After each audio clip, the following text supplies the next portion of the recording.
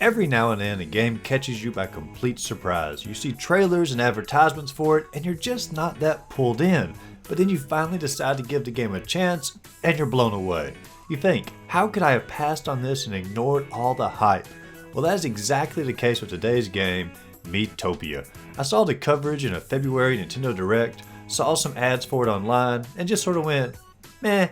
But then a couple of weeks ago, decided to give the game a go, and everything changed. So today, let's take a look at MiiTopia and why this game definitely deserves some attention.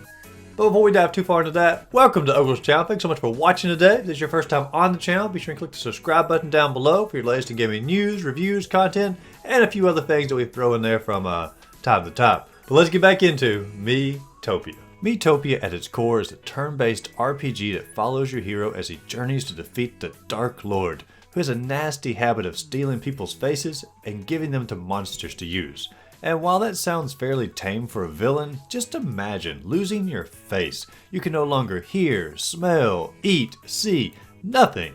This evil deed the Dark Lord does, I think it's a bit more disturbing than the game lets on. Regardless, your job is to traverse various landscapes and kingdoms defeating monsters to restore the faces to their true owners. On your journey, you meet many friends and foes, as well as forming your core team to fight through the game with. But all these characters are more than just empty NPCs. You can customize literally everyone that you come across to make this game truly your own story. Change their name, face, appearance, and make them whoever you want to be. While some characters have small roles, and one could argue that customization isn't really vital for them, the customizing of your core party is an absolute must. I naturally made myself the hero of the game, which made me realize I look a lot more like Jesus than I ever knew. Then the rest of my party was my wife Rachel, and then two characters based on our cats in our house, Lalo and Belle. When creating the characters, you get to choose not only their looks, but also their personalities. This affects the dialogue and actions in the game as well. You also get to choose what class they have, making the team as diverse or similar as you want. I personally went with me being a warrior, because I at least like to pretend that I'm brave, Rachel being a cleric because she's constantly looking out to help rescue animals and heal them, Lalo being a thief because she's a mischievous cat, and Belle being a chef because she just simply loves to eat. The classes you choose from come mostly into play when you get into a battle, which is obviously a core part of the game. But allowing so much customization of the characters allows you to feel like the team is truly your own. To advance in the game, you choose locations to explore on an overworld map.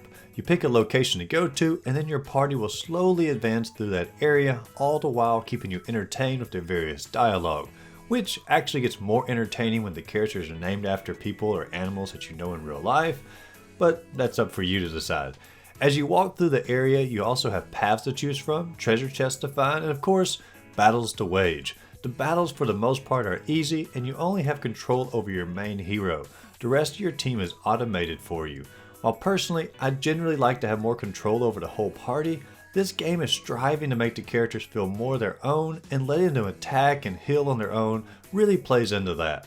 The monsters you battle against all have their own funny charm to them and vary a great deal between areas, preventing boredom from ever setting in. Following the battles though, all characters get experience to level up and food from the monsters that you defeated to be used later on. After you advance through the area on the map, you will come to an inn to rest for the night. It is here that you get to feed your characters food that you collected on the journey to increase their stats. But once again, all the characters have their own personalities, and you have to figure out who likes what food to get the most gains from it. At the inn, you also have the opportunity to purchase items for your characters. They tell you what they'd like to buy, you give them the money, and about 90% of the time they will buy that. However, the characters have a mind of their own, and sometimes they just buy completely random items. It sort of sucks, but it also adds into the personality of the characters. Also at the end, you have the ability to grow the relationship between your characters. If the two characters share a room, they automatically grow in connection. But you can also send them out on side activities together to grow the connection as well. Like going to the movies, going to the cafe, going to the library. The higher connection or bond your characters have, the more they will assist each other in battle as well. All of the effort the game has put into making your team feel like a little family, it's amazing.